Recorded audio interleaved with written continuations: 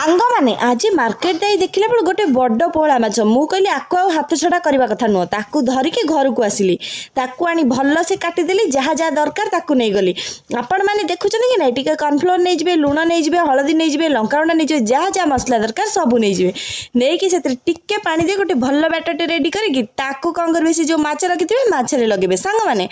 आपण मैंने देखो आपण मैंने ठीक यहीपरि करेंगे आम तो माछ को रेडी कर खायापाई समस्ते बसीगलु तावर टे तेल पकई फुटण भृषंग पत्र पकईकि माछ पकईदेलु सांग मैंने आपण मान पेटर पानी आसला कि ना मत तो बहुत बढ़िया लगुला आम घर समस्ते खाई कहले वाओ माछ खाई मजा आसीगला।